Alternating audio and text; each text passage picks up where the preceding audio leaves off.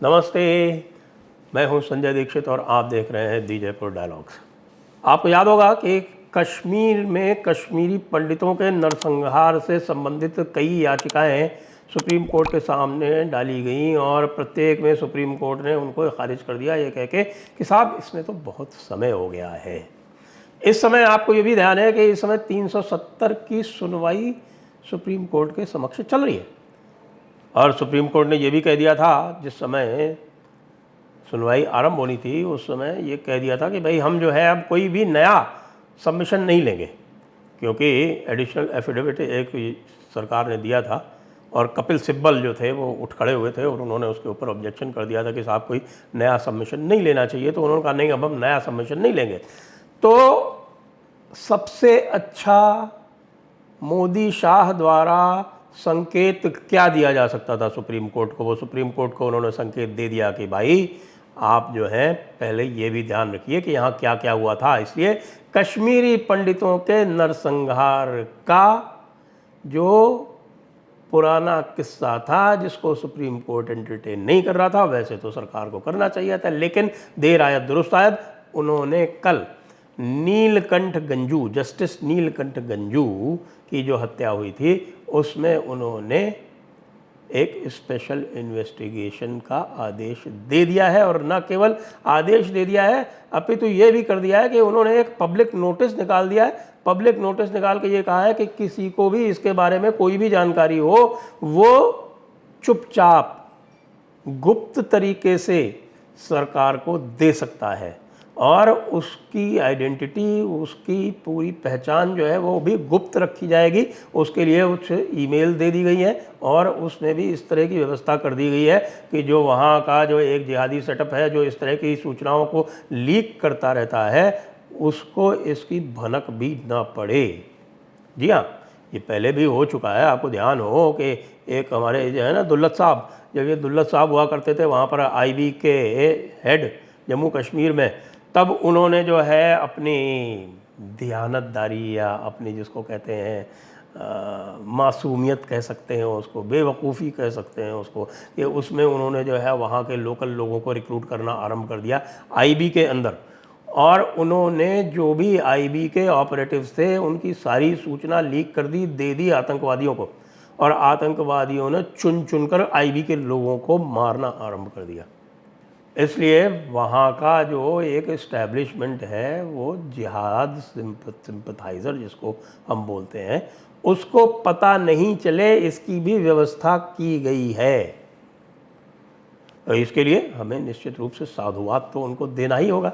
उन्होंने supreme court को एक बड़ा संदेश भी दिया है कि 370 जो है उसका हटना केवल एक कॉन्स्टिट्यूशनल मैटर नहीं है जैसा कि इस समय समझा जा रहा है, और कपिल सिब्बल जो है ये बराबर आर्ग्यूमेंट किए जा रहे हैं कि साहब ये तो केवल और केवल कॉन्स्टिट्यूशनल मैटर है 370। जी नहीं, 370 केवल एक संवैधानिक बिंदु नहीं है, 370 जो है वो भारत की आत्मा का बिंदु है। उस समय के नरसंहार से संबंधित जो बातें हैं उसमें आपने कश्मीर फाइल्स देखी होगी, और कश्मीर फाइल्स में जो मुझे याद पड़ता है जो 4 नरसंहार जो है वो विशेष रूप से दिखाए गए हैं। वो 4 नरसंहार बल्कि 5 कह लें। उसमें एक तो जो जस्टिस नीलकंठ गंजू का वो सबसे पहला था, जस्टिस नीलकंठ गंजू का था। उससे पहले टीकालाल टपलू का हुआ। टीकालाल टपलू वहाँ के बहुत ही एक लोकप्रिय नेता हुआ करते थे कश्मीरी पंडितों के, बल्कि सर्वप्रिय नेता थे। तो टीकालाल टपलू, नीलकंठ गंजू, और फिर आपने सुना होगा और देखा होगा आपने जो कश्मीर फाइल्स में दिखाया गया था, जो बीके गंजू का जो केस था। बीके गंजू का केस क्या था? बीके गंजू का वो वाला केस था जिसमें वो जाके छुप गया था धान के एक ड्रम में, और वहाँ पे उसको गोलियों से मार के फिर उसका जो चावल में खून से सना हुआ जो चावल था उसकी पत्नी को खिलाया गया था। याद है ना आपको? और सरिता टिक्कू का याद कीजिए, वो सरिता टिक्कू जिसका बलात्कार करके उसको जीते जी आरी से चीर दिया गया था, वो केस। इनका अभी तक कोई कंक्लूजन नहीं हुआ है। इनको अभी तक हम जिसको कहते हैं कंक्लूजन नहीं दिया गया है और ये अभी भी पेंडिंग है। बिट्टा कराटे, जिसने, ये भी कश्मीर फाइल्स में दिखाया गया था, आपको ध्यान हो, जिसने जो एयरफोर्स के जो अधिकारी थे उनकी हत्या की थी, यासीन मलिक, और भी लोग थे जिनकी हत्या हुई थी। आपको रेडियो कश्मीर वाले जो थे, एक नाम नहीं ध्यान आ रहा उनका इस समय मुझे। फिर नदी मर्ग वाला नरसंहार, जिसमें 24-25 कश्मीरी पंडितों को खड़ा करके एक तरफ से गोली मार दी गई थी। ये सारे के सारे जो हैं, अब इनके ऊपर अलग अलग SITs बनाई जा रही हैं और बनाई जाएंगी और इन सारे नरसंहारों की जांच होगी। तो मेरा ये अनुमान है कि ये संदेश है सबको, वो फारूक अब्दुल्ला, जिसके कारण ये सारा का सारा जितना भी आप देख रहे हैं आज की जो समस्या उत्पन्न है, इसकी जड़ में कौन है? इसकी जड़ में फारूक अब्दुल्ला है। इसकी जड़ में शेख अब्दुल्ला तो सितंबर 1982 में मर गया था। उसके बाद 1983 में, आपको याद हो, ये सारी चीज़ें जो है मैंने अपनी पुस्तक अनब्रेकिंग इंडिया में शेयर की हुई हैं। 1983 में वहाँ पर वेस्ट इंडीज़ और भारत का जब मैच हुआ था, उसमें पता चला था कि ये पूरा का पूरा जो सेपरेटिस्ट या जो जिहादी एजेंडा है वो कितनी गहराई से कश्मीर में बैठ चुका था। और उसमें पूरे समय वो भारत को गालियाँ देते रहे, भारत के विरुद्ध नारे लगाते रहे। 1984 में 26 जनवरी को पूरा ये एक ऐसी स्थिति आ गई थी जिसमें कि जो आपका गणतंत्र दिवस था वो ही मनाने की स्थिति में नहीं रहते फारूक अब्दुल्ला। ऐसे समय में उनको डिसमिस किया गया था और गुलाम मोहम्मद शाह और गुल शाह जो उनके बहनोई थे, उनको ही, यानी शेख अब्दुल्ला के दामाद, उनको बना दिया गया था उनके स्थान पर मुख्यमंत्री। लेकिन उसके पहले ही फारूक अब्दुल्ला जो थे वो सिस्टम शुरू कर चुके थे। अल फतह नाम का उस समय ऑर्गेनाइजेशन होता था और अल फतह के तत्वावधान में कश्मीरी युवाओं को सरहद पार भेजना, उनको ट्रेनिंग दिलवाना और उनको वापस बुलाना, ये आरंभ हो चुका था। 1984 में गुल शाह को बना दिया। गुल शाह उनसे भी एक हाथ आगे निकले और उन्होंने तो जब बाद में जब उनको हटाया गया, तब आपको याद हो कि उन्होंने जो है वो एक और तमाशा क्रिएट कर दिया और अनंतनाग में कश्मीरी पंडितों की हत्याएँ करवाई। पहला काम गुल शाह ने शुरू किया था। अब गुल शाह के बाद जो है वो दोबारा 1986 में वो राजीव गांधी जो थे हमारे बुद्धिमान, उन्होंने फिर से फारूक अब्दुल्ला को बना दिया। फिर 1987 का जो चुनाव हुआ उसमें कहते हैं कि साहब बड़ी ज़बरदस्त रिगिंग हुई। अब ये रिगिंग को बहाना बना के कहते हैं कि साहब की जो मुस्लिम नेशनल कॉन्फ्रेंस, तो मुस्लिम कॉन्फ्रेंस थी, और उसने जो है वो बहुत निराश हो गए और इसके लिए युवा जो है वो बाहर जाने लगे। युवा तो पहले से ही बाहर जा रहे थे और रिगिंग पहली बार नहीं हुई थी। जम्मू कश्मीर में 2004 से पहले, जी हाँ, पिछला इलेक्शन मेरे ख्याल से 2004 या 2003 में हुआ था, उससे पहले कभी भी फेयर इलेक्शन नहीं हुआ था। वो पहला इलेक्शन था जो फेयर था जी। तो 2002 में था शायद, 2002, फिर 8, फिर 14 में हुआ था। तो ये हालात थे उस वक्त के। और उसमें जो है, आपको याद हो, आपने देखा होगा कश्मीर फाइल्स में कि उसी हालातों में जो फारूक अब्दुल्ला ने क्रिएट किए, उसके कारण, और चूँकि फरवरी 1989 में जो अफ़गान जिहाद था उसमें जीत हो गई थी मुजाहिदीन की, उससे फिर इनका हौसला जो था वो बिल्कुल आसमान पर था।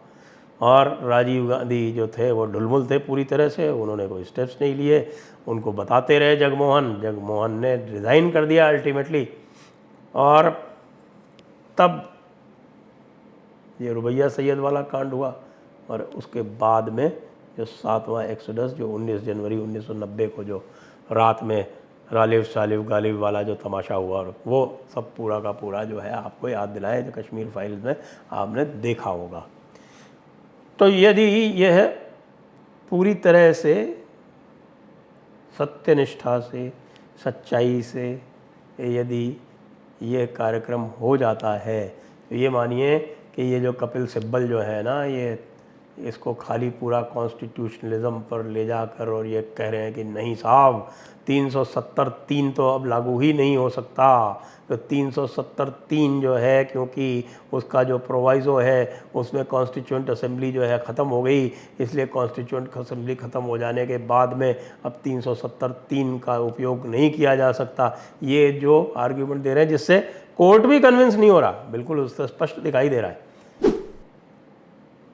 इसको बड़ा संदेश मिल गया है और मैं बिल्कुल प्रशंसा करना चाहूँगा कि सरकार ने सही समय पर यह निर्णय लिया। अंडर प्रेशर लिया, कोई बात नहीं, लेकिन एक सही निर्णय तो है। इसके साथ में कुछ और भी कदम उठाए जाने आवश्यक हैं। मुझे लगता है कि इनको ये पूरा का पूरा जो कश्मीरी नरसंहार था या कश्मीरी निर्वासन था वहाँ से, उसको इन्हें जीनोसाइड रिकॉग्नाइज करने की आवश्यकता है। क्यों, यूएन की जो परिभाषा है नरसंहार की या जीनोसाइड की, उसमें ये पूरी तरह से फिट बैठता है। और इसी से ये जो इनका जिहादी एजेंडा, जो अलगाववादी एजेंडा है, उसको झटका लगेगा नैरेटिव के ग्राउंड पर, क्योंकि फिर पूरा विश्व भी इसकी चर्चा करेगा कि भाई कश्मीरियों का तो जीनोसाइड हुआ था।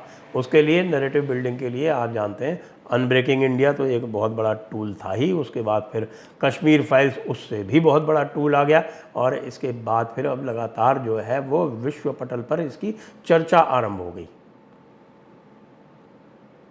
अब इसको एक कदम और यदि आगे ले जाया जाए, ये चल रही है 370 की हियरिंग, इसी में हो जाए तो और भी सोने से सुहागा हो जाए कि ये कह दिया जाए कि भाई ये जेनोसाइड हुआ था। और ये जेनोसाइड में 370 और 370 के द्वारा जो एक अलगाववाद की भावना पनपाई गई थी, क्योंकि जब हम जाते थे कश्मीर तब भी यही कहते थे ये लोग कि हम इंडिया गए थे, आप इंडिया से आए हो, ऐसे पूछते थे। अब किसी की हिम्मत नहीं होती। तो 370 का नैरेटिव केवल कॉन्स्टिट्यूशनैलिटी के आधार पर कोर्ट में ही नहीं लड़ा जाएगा। 370 का नैरेटिव ग्राउंड लेवल पे लड़े जाने की आवश्यकता है। और उसमें जिसने भी ये निर्णय लिया है वो साधुवाद का पात्र है। और चूँकि नरेंद्र मोदी और अमित शाह ही नेतृत्व में हैं, इसलिए वे भी साधुवाद का पात्र हैं। जय हिंद, जय भारत, वंदे मातरम।